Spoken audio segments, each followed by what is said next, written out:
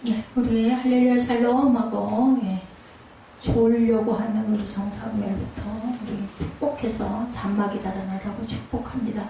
할렐루야 샬롬 샬롬 샬롬 샬롬 샬롬 샬롬 샬롬.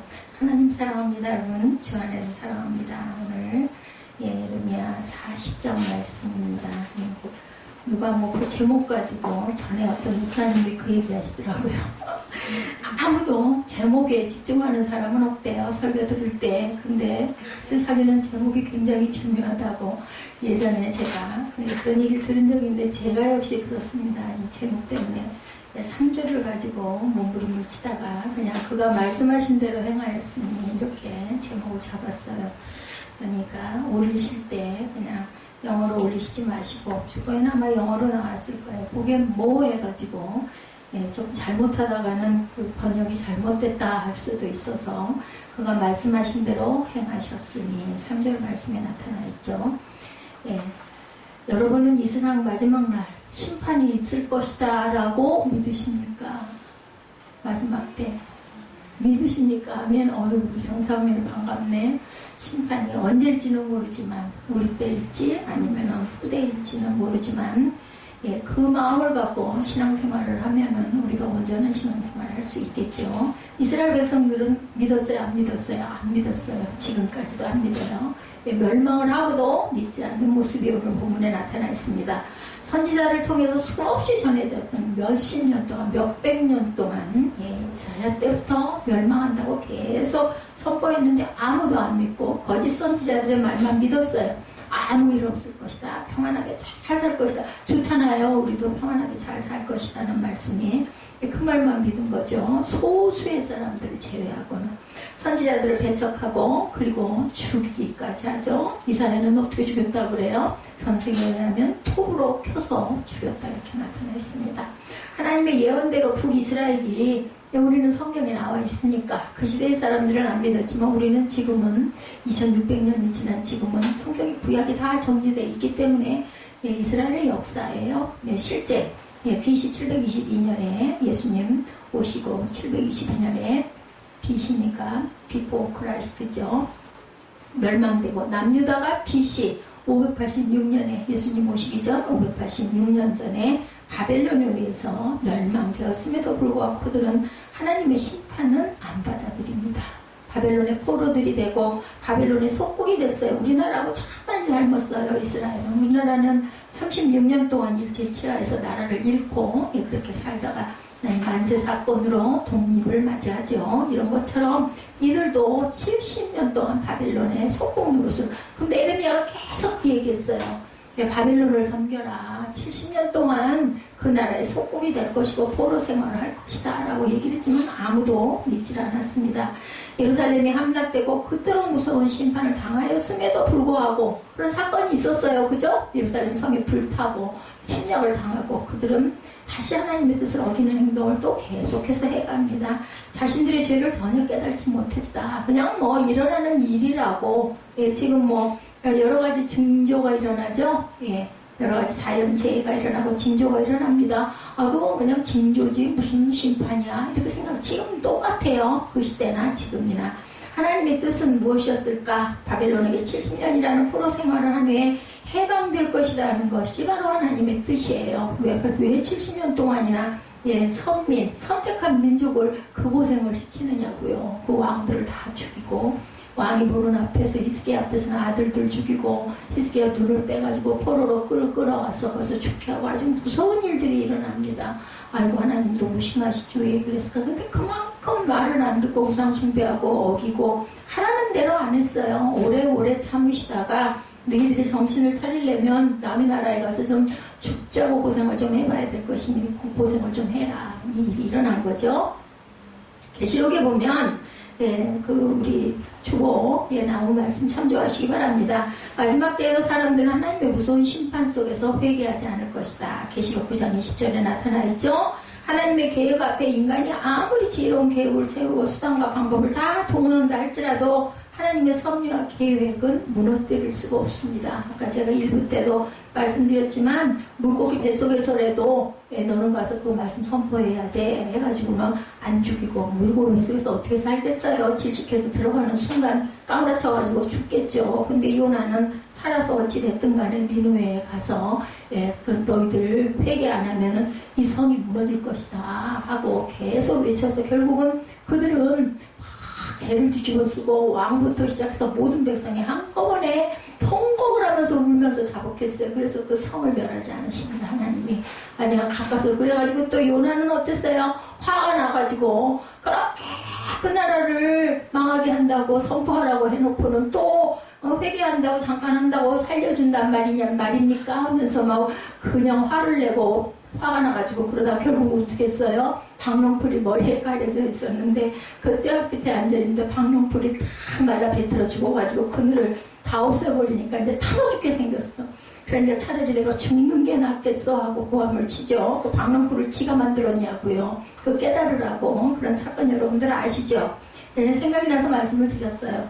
이스라엘의 종말이 어떻게 될 것인가 알고 있었던 선지자들처럼 우리 또한 성경 속에 감춰진 마지막 때의 비밀을 깨닫고 말씀에 순종하고 살아가는 저와 여러분들이 되셔야 할 줄로 믿습니다. 우리 때든 아니면 우리 후대든 아니면 몇 해 후든 아니면 몇백 년 후든 언제가 됐든 그죠? 누군가는 그 종말을 맞이하겠죠. 우리는 뭐 천천연설 무천연설이 있으니까 하나님하고 함께 있든 아니면 뭐 죽은 몸들이 새로운 영으로 다시 살아 일어나서 천국에서 공중에서 천년잔치를 하든 정확하게 그 내용이 어떻게 될지는 알 수 없지만 어찌됐든 간에 성경을 우린 믿어야 돼요. 왜냐하면 성경 66권이 다 그렇게 이루어진 말씀들이니까 우리는 예수를 믿고 예수님께서 돌아가심으로 인해서 우리도 새 생명을 받고 부활의 생명이 됐다. 얼마나 기뻐요.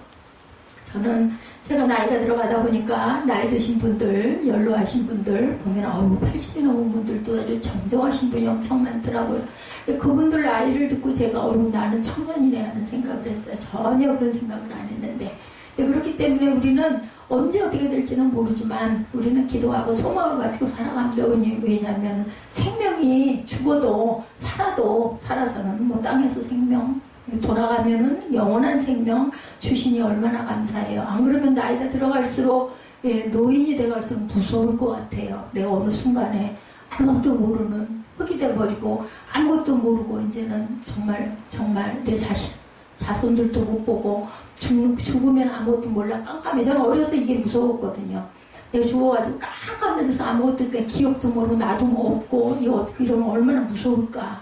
그랬는데 저는 예수님을 뭐 알고 그런 것도 아니고 어린 때 뭘 알겠어요. 제 기억이 한 8살 때 그런 생각, 그런 무서움이 있었는데 어쨌든 그것 때문에 예수 믿은 건 아닌데 저는 교회가 좋아서 그냥 맨날 예배에 참석하고 기뻐했던 꼬마였었습니다. 그랬는데 아마 그때 모습을 보셨는지 하나도 자격도 없고 여러분들보다 믿음도 못하고 제가 그 에스더 전도사님한테 그 얘기 했어요.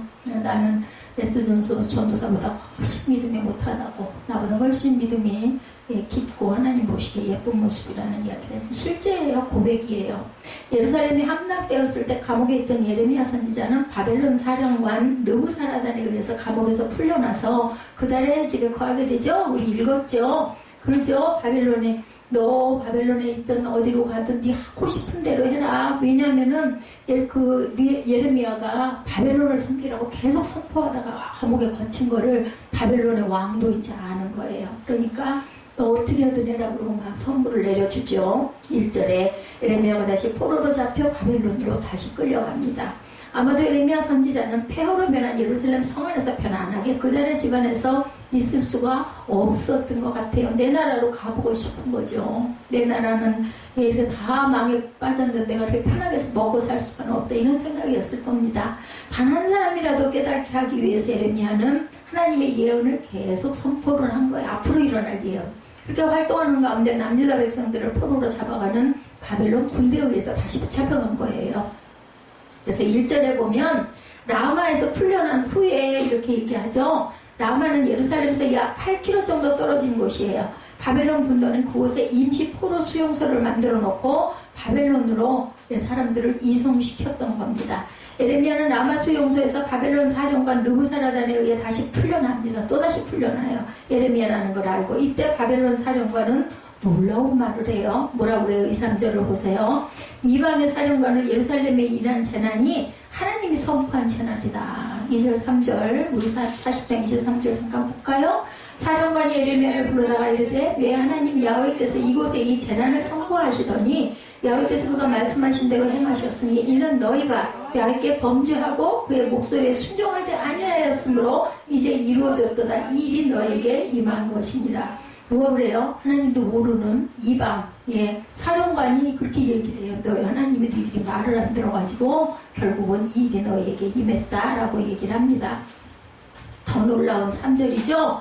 그가 말씀하신 대로 행하셨다. 그래서 제가 오늘 제목을 그가 말씀하신 대로 행하셨으니 이게 아주 그냥 아주 이 40장의 중심일 것 같아가지고 16 대개는 마지막 절들을 하는데 아무리 생각해도 저는 그가 말씀하신 대로 행한 역사 이것이지 않겠나. 더우면 에어컨 트세요. 문 닫고 그래서 3절에 말씀하신 대로 행했다. And now the Lord has brought it about. He has done. 행했다. 이렇게 말씀합니다. 너희가 야훼께 범죄하고 그의 목소리에 순종하지 아니하였으므로 이제 이루어졌도다. He has done. 바벨론 사령관 느부사라단이 하나님에 대한 신앙심이 있다고는 절대로 볼 수가 없습니다. 근데 남유다 백성들이 지도자들이 왕들 깨닫지 못하고 있는 것을 깨닫고 있었어요. 바벨론 그 사령관은 하나님을 믿지도 않는 사람인데도 불구하고. 그러니까 우리 무슨 문제 일어나면 뭐라 그래요?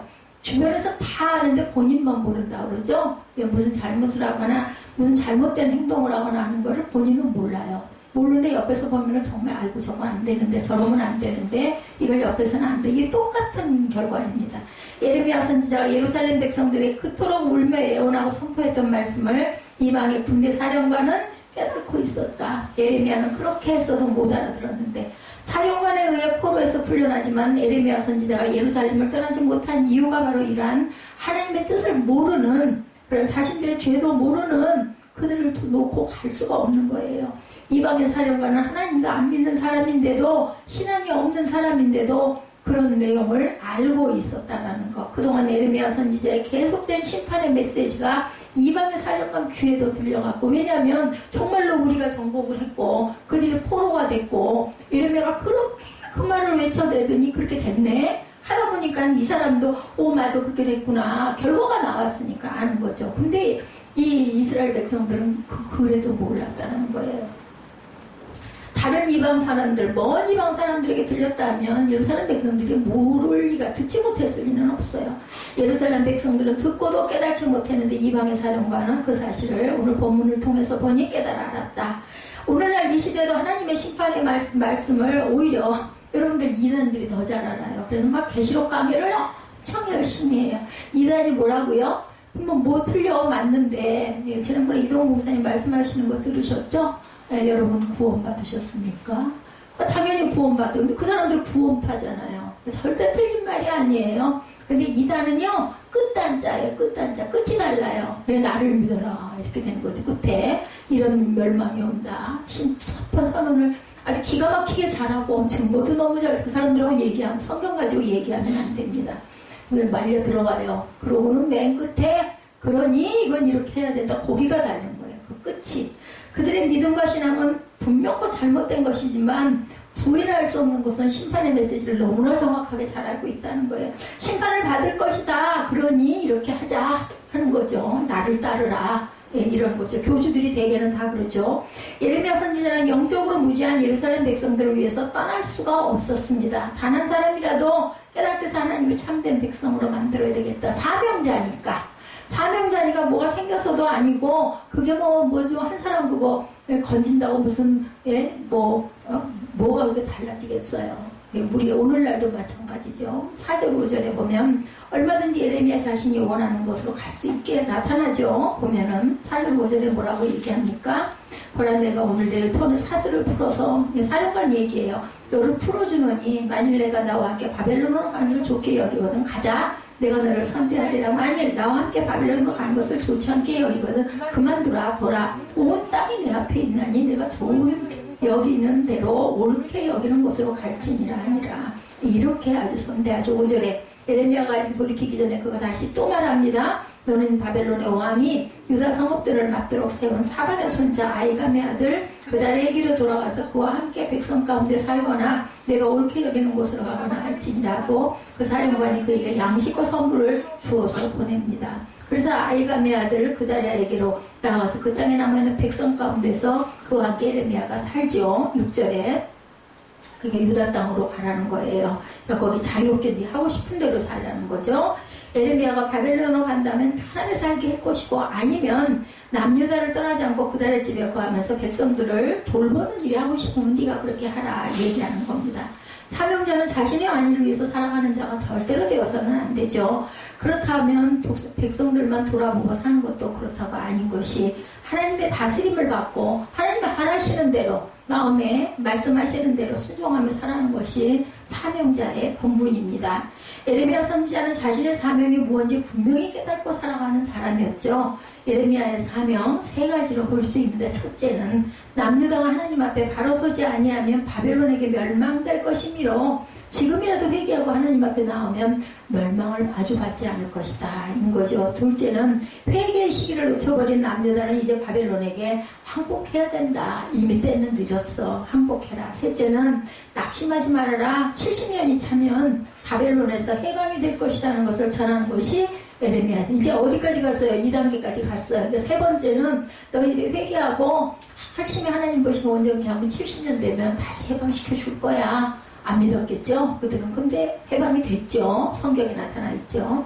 내 몸이 예수 그리스도의 피값으로 산 자다. 나는 예수님의 피값으로 내가 거듭났다. 여러분들 믿고 가시죠. 고린도전서 6장 20절에 값으로 산 것이 되었으니 그런즉 너희 몸으로 하나님께 영광을 돌리라. 무슨 값? 피값. 예수님이 피 흘려서 우리를 구원하셨어요. 그래서 피값으로. 그래서 뭐라고 그래요? 나는 이한나가 아니라 예수님 플러스 이한나. 그래서 값이 귀한 겁니다. 뭐 나 같은 거 아무것도 아니지만 예수님이 나를 내 몸을 피값으로 사셨기 때문에 내가 예수님이 내 안에 계시니까 우리가 성전이고 우리의 값은 예수님 지저스 플러스 이한나, 지저스 플러스 유은정, 지저스 플러스 김종복 이렇게 되는 거죠. 고린도전서 7장 23절에 너희는 값으로 사신 것이니 사람들의 종이 되지 말라. 하나님의 핏값으로 우리를 하나님이 사셨어. 예수님이 사셨어. 아들을 보내서. 그러니까 사람의 종이 절대 되지 말라는 말씀입니다. 사람의 종이 돼서는 안 되겠죠. 그리고 사람을 또 미워해서도 안 되는 것이 왜냐면 우리를 사랑하셔서 죽을 수밖에 없는 우리를 구원해 주셨으니까 내 이웃을 사랑하라 하셨으니 사랑해야 합니다. 판단은 심판은 하나님이 하실 것입니다. 하나님의 몫이라고 그러시죠. 성경에 그리스도의 피값을 치르고 내가 산 몸이라면 우리는 모두 다 예수 그리스도의 사명자들이에요. 저만이 아니라 대개는 그렇게 생각하잖아요. 목회자니까 그러지, 전도사니까 그러지, 목사니까 그러지, 나야 뭐 성도인데 아니에요. 여러분들도 증거하고 전해야 될 그런 피값으로 우리를 구원해 주셨기 때문에 그렇기 때문에 종이고 사명자입니다. 목사 전도사만 사명자가 아니죠. 우리는 하나님께서 증인으로 세상에서 빛으로 살아라, 빛으로 드러내라, 빛으로 나를 찬양하라 하고 세워놓으신 거예요. 그래서 갈라디아서 2장 20절 말씀 너무 잘 아시죠? 우리가 찬양을 통해서도 무척 많이 고백했습니다. 내가 그리스도와 함께 십자가에 목벽하느니 그런즉 이제는 내가 사는 것이 아니요 오직 내 안에 그리스도께서 사시는 것이라. 내가 육체 가운데 사는 것은 나를 사랑하사 나를 위하여 자기 자신을 버리신 하나님의 아들을 믿는 믿음으로 사는 것이다 라고 우리는 고백을 합니다. 믿음 안에 삽니다. 그리스도 예수 안에서 살죠. 예수를 믿는 모든 사명자들은 자신의 안위를 위해서 사는 것이 아니고 예수를 믿는 믿음 안에서 증인된 삶을 살아야 된다. 마지막 때 예수를 위해서 살지 아니하면 엄청난 화를 당할 수 있다는 사실을 우리가 계시록을 통해서도 수차 계속 입술로 고백을 합니다. 마지막 때에 오신 신앙이 되지 못하면 어떤 믿음도 어떤 능력도 어떤 가르침도 모두 다 헛되입니다. 마지막 때에 오신 신앙. 우리가 그 신앙에 따라갈 마음이 없다면, 그래서 아까 그 1부 때 어떤 목사님이 어떤 분들이 그러신대죠. 죽기 전에만 회개하면 되잖아요. 그 문제가 아주 정말 뭐라고 말하기 어려운데 어쨌든 그렇게 얘기하는데 죽을 날 아는 사람은 아무도 없다. 뭐 곧 죽을 거다 하는 사람도 몇십 년 사는 사람도 있고 건강해가지고 전혀 문제 없는 사람도 내일 아침 어떻게 될 줄 모르는데 그걸 어찌 아느냐 뭐 이런 얘기 하시더라고요.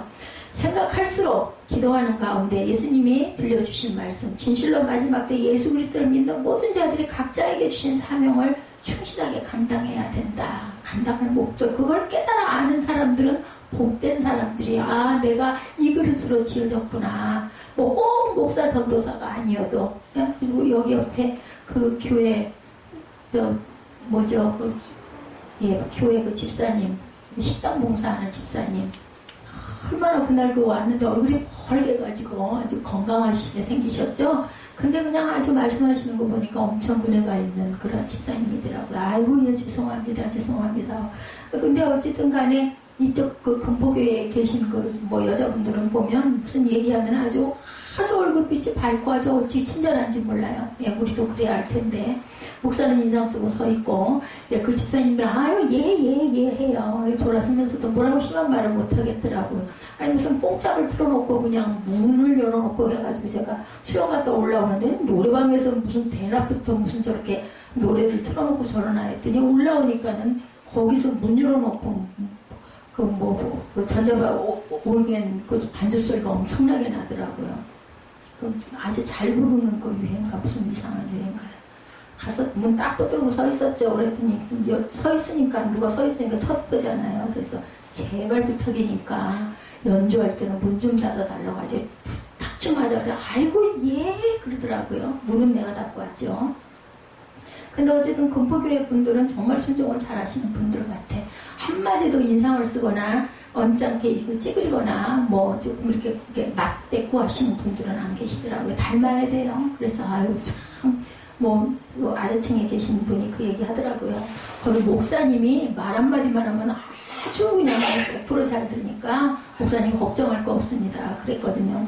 바로 옆에라 시끄러워서 이거 걱정입니다. 했더니 누가복음 16장 10절에 지극히 작은 것에 충성된 자는 큰 것에도 충성되고 지극히 작은 것에 불의한 자는 큰 것에도 불의하니라. 이거 보면 알 수 있는 거죠. 작은 것에도 무슨 말 한마디 하면 아멘 하고 얼른 대답하고 얼른 행동하고 얼른 움직이고 작은 일이라 할지라도 그것이 내게 주어진 사명이라면 죽도록 충성할 그런 준비가 되어 있어야 되는 그런 복된 모습, 그것 보시고 하나님께서는 축복하십니다. 우리가 생각할 때 막 큰 일을 해야 나를 알아줄 것 같잖아요. 세상에서는 그렇잖아요. 근데 하나님의 나라는 아니에요. 뭐가 됐든 한 가지만 네가 하라고 내가 한 거 그대로만 하라는 대로만 하면 한 푼 가지고 그저 한 푼 더 늘려가지고 여기 있습니다. 주인한테 내놓으니까 아이고 충성된 자야 내 잔치에 참여해라 그러죠. 땅에다가 잘 묻어놨다 이렇게 드립니다 하니까는 악하고 게으른 종이라고 얘기합니다. 어떤 것이든지.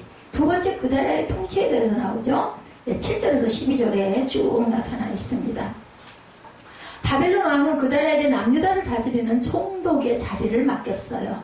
그 나라는 예레미야 선지자의 예언이 하나님의 말씀인 줄 알았어요. 그죠? 친바벨론 정책을 취하면서 남유다를 다스립니다. 그 나라는 미스바를 중심으로 남유다를 안정시켜 나갔어요. 그리고 미스바는 예루살렘에서 북쪽으로 약 13km 위치한 도시인데 후에 미스바는 정치적, 종교적 요충지, 중심지가 되죠. 이제 남유다의 통치는 폐허로 변한 예루살렘을 떠난 미스바에서 시작이 되는 거죠. 그날의 통치로 남유다가 안정을 되찾자 도망을 갔던 사람들이 남유다 군사들이 모두 다 돌아옵니다. 그날의 총독은 그들에게 바벨론을 섬길 것을 권했어요. 본문 내용이에요. 9절에 보니까 뭐라고 얘기해요?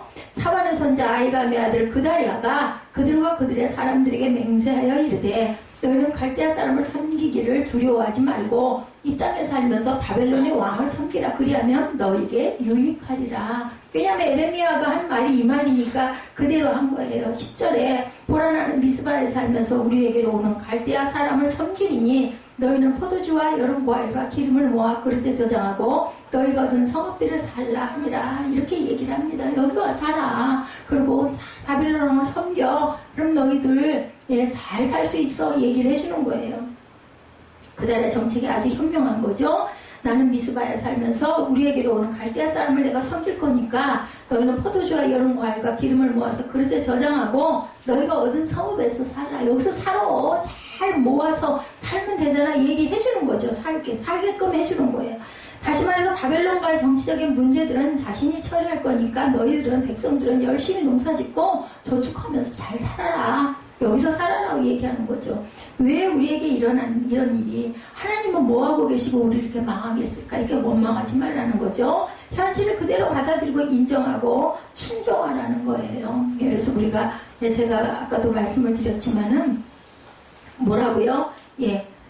정말 긍정적인 건 아까 제가 골리앗 얘기했죠. 와 평수가 넓어서 맞힐 자리가 많아서 좋겠네. 저 거인을 내가 어떻게 이겨? 어이구 무서워. 이게 아니라 어이구 골리앗 크네. 넓이가 넓어가지고 어디를 때려도 내가 맞겠네. 이런 마음을 긍정적인 마음을 11절에 보니까 12절에도 보니까 그렇게 나타나죠. 모압과 암몬 자손 중에 에돔과 모든 지방에 있는 유다 사람도 바벨론의 왕이 유다의 사람을 남겨둔 곳과 사반의 손자 아이감의 아들 그다렐 그들을 위하여 세웠다함을 듣고 그 모든 유다 사람이 쏟겨놨던 각처에서 돌아와 유다 땅 미스바에 사는 그다라에게 이르러 포도주와 여러 과일을 심히 많이 모으니라. 이제 살려고 터전이 예루살렘에서 어디로? 미스바로 바뀌었다라는 겁니다. 나중에 요충지가 됐다고 제가 아까 말씀드렸죠.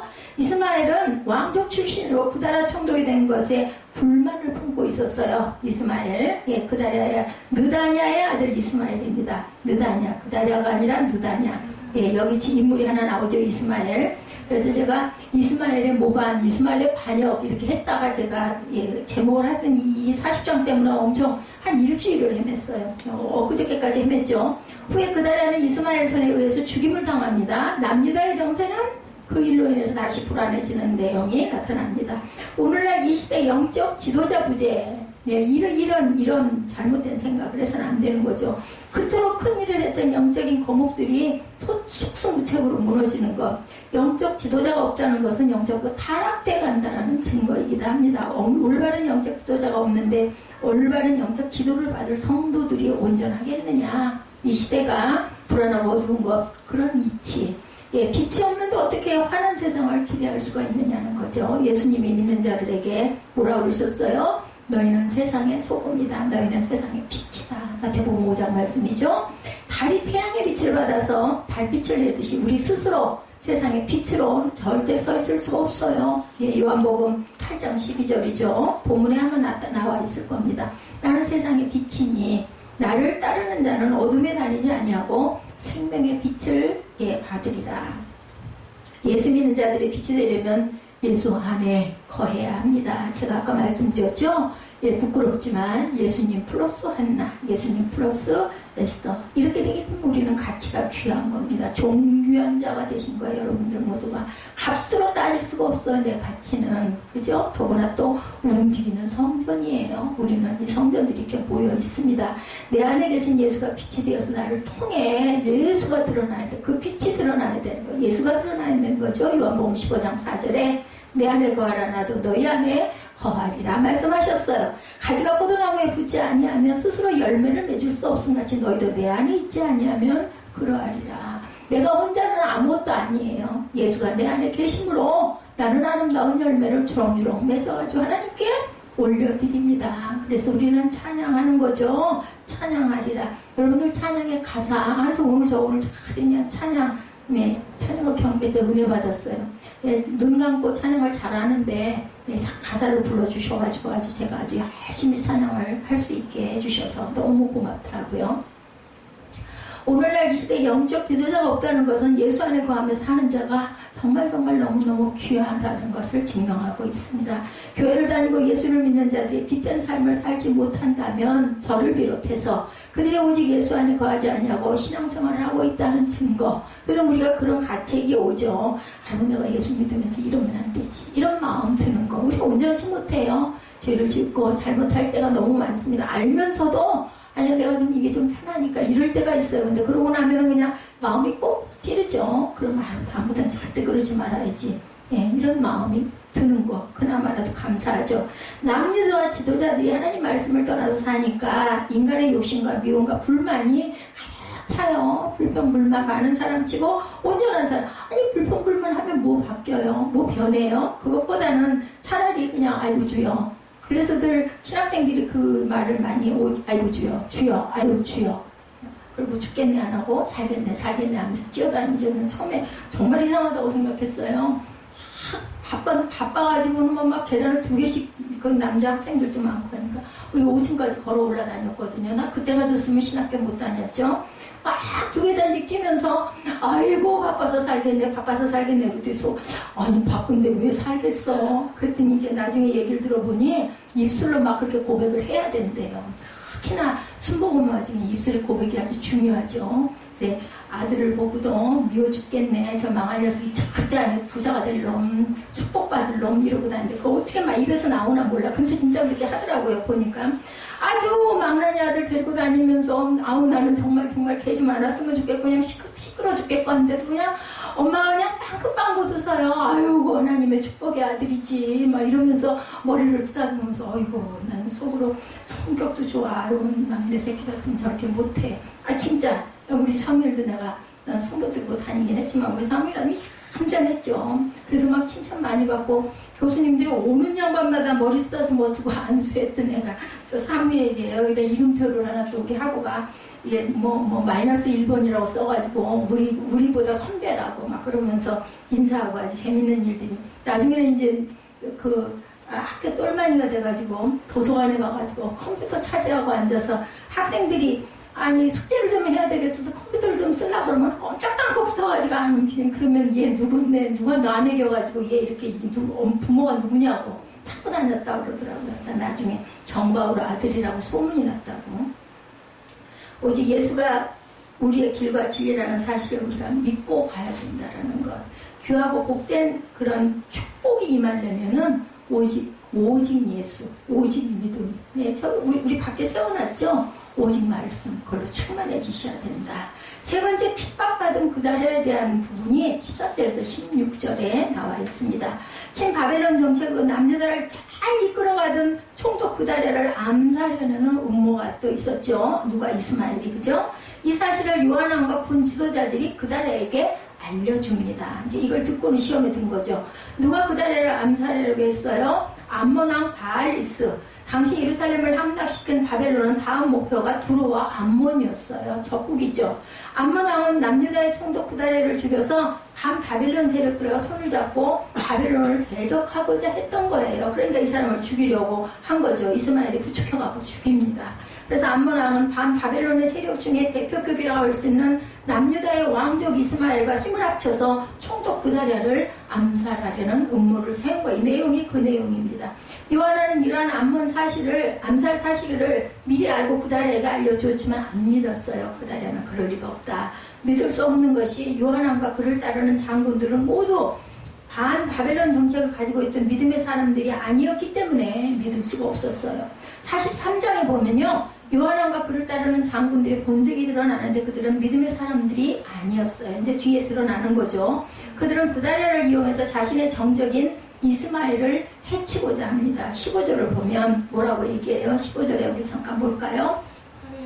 가레라의 아들 요하나니 미스바에서 그다랴에게 비밀이 말하여 이르되 청하는 내가 가서 사람이 모르게 느다냐의 아들 이스마엘을 죽이게 하라. 어찌하여 내 생명을 빼앗게 하여 내게 모인 모두 유다 사람을 흩어지게 하며 유다의 남은 자는 멸망을 당하게 하려 하니라. 이렇게까지 얘기를 했어요. 뭐라 그래? 내가 가서 사람이 모르게 그다랴의 아들 이스마엘을 죽이게 하라고 했다고. 이 말을 곧 자신에게 군대의 힘을 보태주면서 이스마엘을 죽이겠다 이렇게 얘기를 합니다. 그 다음 말도 보면 너무나도 그럴듯한 말이죠. 어찌하여서 그가 내 생명을 빼앗게 해서 내가 모인 모든 유다 사람을 흩어지게 하고 유다의 남은 자로 멸망을 당하게 하려고 하느냐 이렇게 얘기합니다. 마치 그다랴를 위해서 남유다 백성들을 위한 것처럼 이렇게 말하죠. 사탄이 에덴 동산에서 하와 미혹할 때 여러분들 아시죠? 하와를 위한 것처럼 절대 너 안 죽어. 그거 선악과 따먹으면 너 눈이 더 밝아져. 그래서 다 볼 수 있어. 하나님 너 그거 못하게 하려고 못 먹게 한 거야. 이렇게 해서 결국은 그걸 따먹게 되는 거 아니에요. 요한도 자신의 야욕을 채우기 위해서 그다랴를 이용하고자 한 거예요. 오늘날도 믿음으로 살려고 할 때 반드시 주변에 있는 사람들이 먼데 있는 사람이 아니고 누가? 내 옆에서 가장 가까운 사람이 나를 위한 것처럼 접근하고 미혹하는 거. 사단이 멀리 있는 게 아니죠. 무슨 얘기가 생각이 나서요. 그냥 우리 아들이 요즘에 그냥 저를 아주 심심치 않게 힘들게 하거든요. 선생님 자식은 그냥 막 그러고 한참 했더니 제 아빠가 이렇게 앉아서 이렇게 얘기를 듣고 있더니 원수지 원수 저보고 그래서 그냥 원수지 원수 어휴 그냥 어떻게 했으면 좋을지 갖다 내다 버릴 수도 없고 그러고 얘기를 하다가 보니까 마음이 찔리더라고요. 그죠? 듣다 못하니까 거꾸로 그렇게 얘기를 하는 거 원수야 원수. 맞아요. 그러니까 남편 보고 아내 보고 그런다고 그러잖아요. 왼수끼리 만났어. 이 얘기를 하면서 산다고 그러죠. 예, 요한의 행동에 동참을 하지 않더라도 요한의 말을 신중하게 생각해 봤으면 그달에는 안 죽었어요. 그죠? 그달에는 요한의 말을 그냥 가볍게 16절에 보면 내가 이스마엘에 대하여 한 말은 뭐라 그래요? 진정이 아니니라 라고 얘기합니다. 요한이 말하는 암살 음모는 사실이었어요. 근데 그달에는 그 사실 자체를 믿으려고 안 했습니다. 그러니까 죽을 사람이 이렇게 해서 죽어요. 이렇게 줘도 저 같으면은 안 그랬을 것 같은데, 예? 혹시라도 싶어서 안 그랬을 것 같아요. 사탄이 하와에게 선악과 먹으면 어떻게 된다고? 눈이 밝아진다고 얘기했어요. 진짜 거짓말이 아니라 눈이 밝아졌죠? 그래서 뭐를 보게 돼요? 죄를 보게 되잖아요. 그래서 수치를 알게 돼갖고 막 가리잖아요. 무화과 잎으로 그냥 보이게 된 거예요. 그러니까 모를 거는 그냥 모르고 사는 게 오히려 더 행복할 수 있다는 거죠. 선악과를 먹고 그들은 밀어서 벗은 몸 봅니다. 수치를 알게 되죠. 우리 주위에 접근하는 악한 세력들이 전부 다 거짓으로 들어오지만은 않는다라는 거 여러분 잊지 마시기 바랍니다. 믿을 만한 것들 갖고 접근해요. 아까 이단도 너무나 옳은 소리라다 보니까 거기에 와 이거 올래 하고 가다 보면 나중에 끝단이 비틀어지거나 말거나 그냥 신봉하고 따라가게 되는 거예요. 그 사람들이 공부를 안 했겠어요? 예, 뭐 미련해서 빠지게서 아니에요. 그렇기 때문에 이단이 나오면 아예 그냥 말을 섞지를 말아야 돼. 고개도 돌리지 말아야 됩니다. 예, 믿을 만한 것들 갖고 접근한다는 거 잊지 마시기 바랍니다. 예, 인상이 좋아, 어쩜 그렇게 이쁘셔, 어쩜 피부가 그렇게 고우셔, 뭐 이러고 오죠. 아주 친절하게. 사람들은 모두 불신하며 살라는 말은 아니고 세상이 악하기 때문에 이거 절대로 정신을 차려라, 뭐해라, 깨어라, 깨어 있어야 됩니다. 믿음으로 살려고 하면 사탄의 악한 세력이 보고 가만히 그냥 내버려 두지를 않습니다. 마지막 때는 더욱더 조심해야 되죠. 성령 충만, 영분별의 은사 구해야 돼요. 기도해야 됩니다. 마태복음 24장 9절이죠. 그때 사람들이 너희를 환난에 넘겨주겠으며 너희를 죽이리니 너희가 내 이름 때문에 모든 민족에게 뭘 받으리라? 미움을 받으리라고 말씀을 합니다. 누구 이름 때문에? 예수님의 이름 때문에. 어휴 바보같이 어리석게 이런 말 많이 듣게 되는 거죠. 예수님 이름 때문에 믿음으로 살려고 할 때 사람들에게 미움을 받고 핍박을 받는 건 당연한 거라고 말씀합니다. 마지막 때 핍박을 받지 않고 세상 속에 종노받고 사는 것이 오히려 이상하고 문제가 될 수 있다. 어떤 핍박과 미혹이 올 때 우리는 방심하지 말고 기도하고 싸워 이겨야 돼. 자, 아까 제가 여기 우리 주보에 실린 말씀 여러분들께 알려주죠. 우리가 고난이 올 때 하나님 그 고난을 이용해서 우리를 깨우는 거예요. 내가 할 수 있는 게 아무것도 없구나. 저를 보시면 돼요. 저를 보시면. 제가 어떻게 살아왔으면 지금 어떻게 하고 살고 있나. 내가 할 수 있는 건 아무것도 없더라고요. 정말 보잘것없는 존재. 그죠? 어디에다 내놔도 중간도 못 따라가요. 그런 존재이더라고요. 그러니 의지할 때 뭐 하나님밖에 안 계시죠. 한번 미혹되기 시작하면 걷잡을 수 없는 그 사실을 우리가 알고 전신갑주로 무장하고 살아가는 그러한 나이 다 들어가가지고 깨닫지 말고 여러분들은요 앞으로 청하게 잘 사실 거예요. 저는 여러분들 나이에 나 잘났다고 하고 뛰어다녔으니까 이렇게 늦게 은혜를 받죠. 41장에도 총독 구다랴는 이스마엘 손에 암살되고 남유다는 평안이 사라지는 부분이 나타납니다. 우리 다음 장이죠. 구다랴가 죽자 요하나는 모든 권세를 잡게 되는데 요하나니 하나님 말씀에 순종하지 아니하므로 남유다는 다시 어려움에 처합니다. 지도자 한 사람의 방심이 이렇게 비참한 일이 일어나죠. 우리가 세상 일도 이런 일쯤이야 하고 가볍게 생각하다가 낭패를 당하는 일들, 영적인 일 더더군다나 어떻게 해요? 빗물이 똑똑 떨어져요. 그거 뭐 좀 떨어져가지고 무슨 일이 일어나겠는가? 여러분들 몇십 년 지나가면 바위가 패여요. 그 자리가 똑똑 떨어지는 것이. 그렇기 때문에 작은 것들 하나가 우리에게 파고 들어온다는 것 잊지 마시기 바랍니다. 자, 누구를 만나는 것도 조심해야 되고 뭘 먹는 것도 조심해야 되고 근데요 유익한 건 꼭 먹어야 돼요. 근데 그게 귀에 들리는 것도 하나님의 은혜고 안 들리는 것도 하나님의 은혜인 거를 여러분들 믿으시기 바랍니다. 기도하는 것도 조심해야 돼요. 아무한테나 그런 얘기만 해. 아무한테나 머리 뒤밀지 말라고. 그죠? 말씀 듣는 것도 온전한 말씀 아니면 여러분들 들으시면 안 돼. 기도원 가는 것도 조심해야 됩니다. 이상한 기도원 너무나 많아요. 조심하셔야 됩니다. 속담에 뭐라 그래요? 돌다리도 두드러 보고 건너. 그래서 교회, 내가 믿을 우리 교회, 내 교회 이렇게들 얘기하죠. 중요합니다. 교회가 뭐 건물이 교회인 게 아니죠. 내가 정말 마음 푹 놓고 이 말씀은 무슨 말씀을 해도 무슨 뭐라고요? 덮어놓고 들어도 그냥 믿을 수 있는 그것을 찾아가는 거죠. 그날 내가 타협하지 않는 것은 참 잘한 거지만 자신의 믿음만 믿고 방심해서 결국은 죽게 됐다. 죽고 사는 것이 하나님의 손에 달려있지만 여러분들 내가 지켜야 하고 조심해야 하고 조심할 거 두들겨 볼 거 이런 건 다 해야 됩니다. 항상 기도하고 성령께 지혜를 구하고 성령의 다스림과 인도하심을 구하고 가야 됩니다. 근데 정말 감사한 건요. 성령께 여쭤보면 말씀해 주세요. 그런 게 어딨어. 있거든요. 계속 기도하면은 마음에 온전하게 다가옵니다. 그랬을 때 여러분들 움직이시면 돼요. 그냥 무조건 아니라 먼저 기도하고 예루살렘이 함락되고 잠깐의 안정이 찾아온 듯 했는데 다시 불안과 공포로 변해가지고 여러분들 평안이라는 게 얼마나 귀한 건지 혹시 여러분들 아십니까? 오늘 하루가 평안하다는 거 하나님의 은혜예요. 저는 이제는 눈을 뜨면 하나님 오늘 그냥 아무 일 없이 하루가 즐겁고 편하게 가고 뭐 잘 먹고 잘 살고 이거는 이미지로 떠나가는 거고 평안한 삶 그것처럼 귀한 게 없습니다. 예루살렘이 평안하게 지낼 수 있는 길은 하나님 말씀에 순종하는 길뿐이었다. 여러분들도 아시겠죠? 몇 장을 쭉 읽으면서 계속 따라오다 보니까 아시겠죠? 무슨 뜻인지. 그 순종이 곧 바벨론에게 온전히 복종하고 하는 거. 왜? 하나님의 뜻이니까. 70년을 채워야 된다면 그러면 그냥 그 안에 잘 살아야 그러잖아요. 너희 집 짓고 잘 살아. 기름도 모으고 그 옛날에는 기름이 재산이었다고 그러죠. 향유가 재산이었습니다. 비싸기도 했고 그 누구도 바꿀 수 없는 하나님의 계획된 시간이면 우리는 그냥 그거 그냥 통과해 가야 돼요. 제가 이 시대에 태어난 거를 너무너무 감사하게 되더라고요. 저는 뭐 알았겠어요. 한 10년 전부터 내가 대한민국에 전쟁이 없는 땅에서 성경을 보다 보니까 그런 그 귀한 아주 은혜가 느껴지더라고. 전쟁 없고 배 안 고프고 이렇게 하나님 알고 예배하고 살 수 있게 해주시는 애. 뭐 무엇보다도 귀하다. 깨닫지 못하면 깨닫게 해주셔. 뭐 통해서? 고난 통해서. 그냥은요 아니에요. 그냥. 그래서 제가 정말 잘 살고 뭐 신이라 탤런트가 그렇다면서요. 이렇게 아주 가진 거 많고 하면서도 그렇게 하나님의 말씀을 그렇게 그냥 성경 공부를 그렇게 열심히 하고 그런다고 그러죠. 그리고 아이들도 입양해서 기르는 그런 그 여자 젊은 탤런트들도 있고 지금의 잠깐의 안정과 평안이 있다고 영원히 계속될 거라고는 절대 생각하지 마시기 바랍니다. 그 은혜가 있고 기쁨이 있으니까 그렇게 하지 않겠어요. 이 세상의 심판은 하나님의 시간 속에 계획되어져 있습니다. 우리가 어떻게 할 수 있는 건 정말 아주 극소수 조금이죠. 뭐 어떻게 하겠어요. 뭐 기류를 어떻게 하겠어요. 우리 뭐 덥다고 지금 일찍 더위가 온다고 올해 엄청 덥다고 그러지. 그럼 우리가 어떻게 하겠어요.